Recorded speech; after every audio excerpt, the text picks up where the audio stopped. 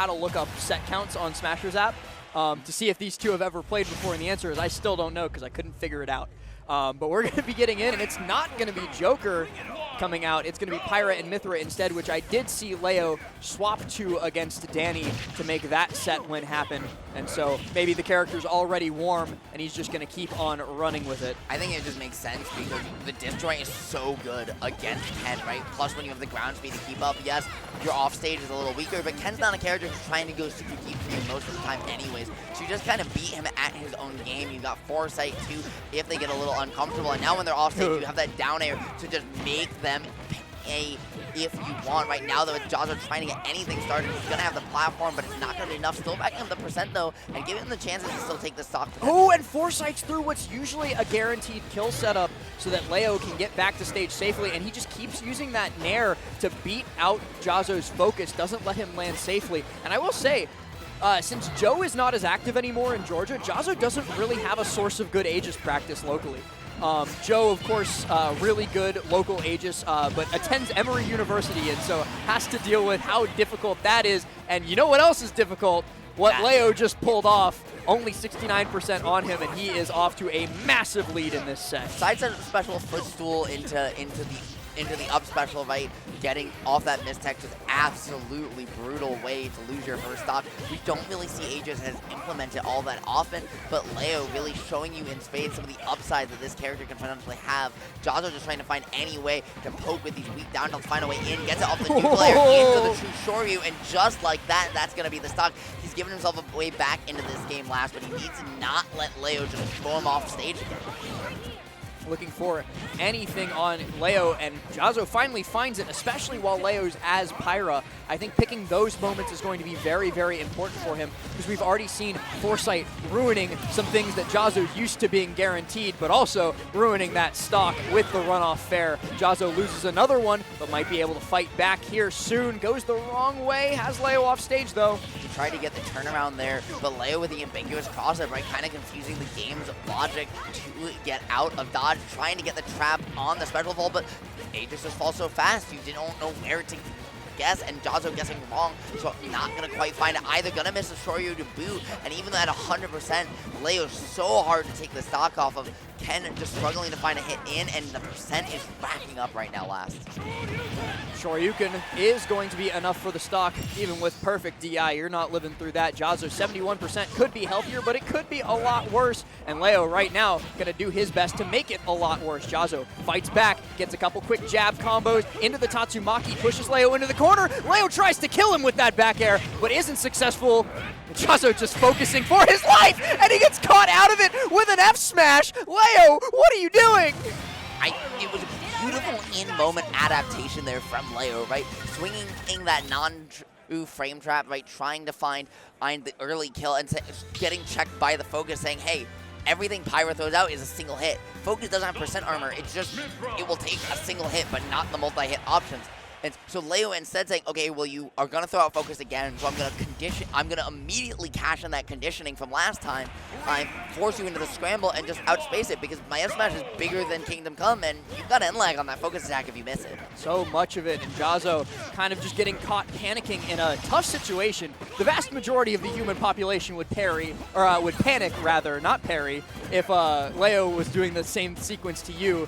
So Jahzzo no different and getting caught with a massive F smash. Now second game starting out very similar to the first. I don't know if you saw that. Jahzzo weave dashing under the platform there for a second, just trying to reset to center the focus attack once again.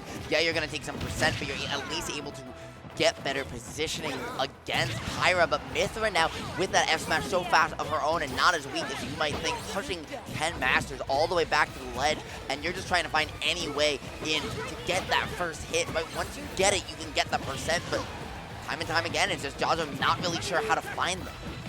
Oh, catches the tech roll out though, a second Tatsumaki, so he's at least finally building up some damage on Leo. He's just gonna keep doing it over and over, pushes Leo off stage. But again, Jahzzo seemingly like not aware that Mythra up B will go above ledge like that? Because he's been hit by it like 4 times while trying to position for a ledge trap. I wonder if he's almost conditioning it for 2 to try and find a parry or something. That time just unfortunately getting pushed just far enough that the buffered option is going to push him in the blast zone. So Jahzzo going down 2 stocks to 1 here, not out of the woods yet, as Leo finds a crazy combo opener and the platform extension last. There is no getting away from this Mythra on a menacing journey. That's something that we've all wanted to do when Ashoto's spamming D-tilt at us in not just Smash, but in Street Fighter too. I wish that I could do Mythra back air and Ken in Street Fighter.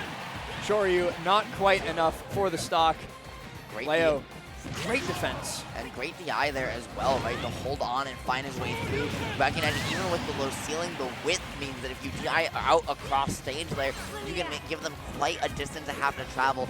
Ken does take the stock. Jahzzo on the board, but at 105 has to play so patiently, and Leo is just capitalizing so much more off every neutral interaction than Jahzzo is, even when it's Jahzzo getting the hit.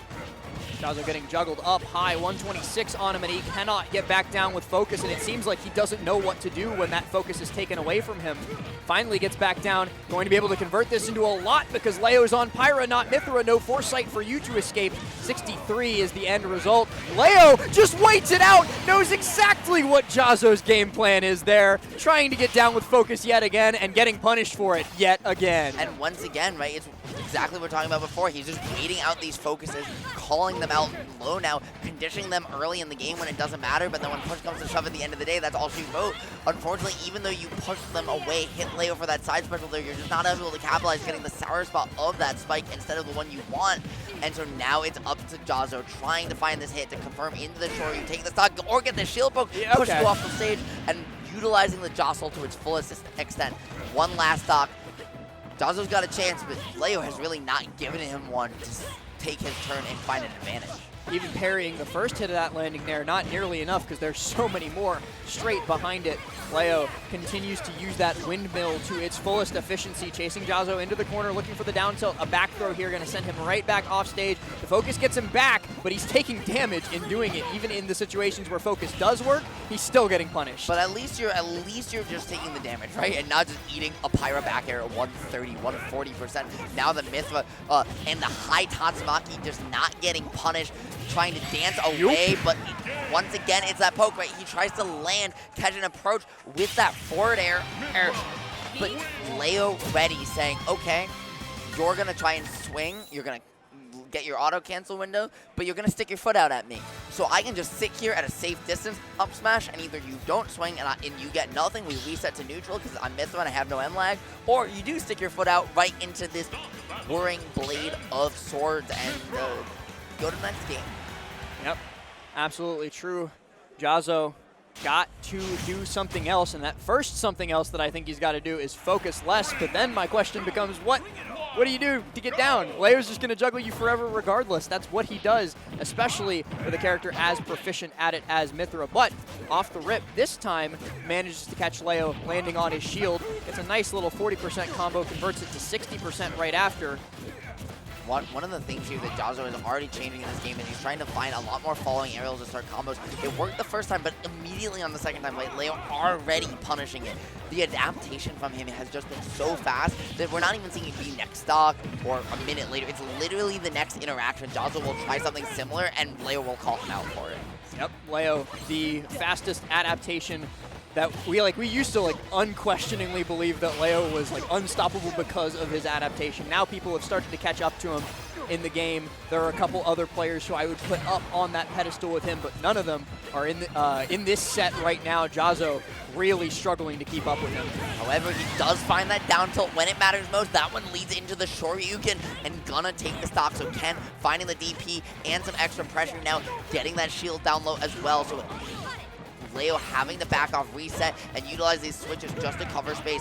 He's getting caught in these awkward situations in the corner, and now Jahzzo trying to find a way to get on the board, right? The extra credit here is paramount last, and getting a huge situation with Leo in the corner again.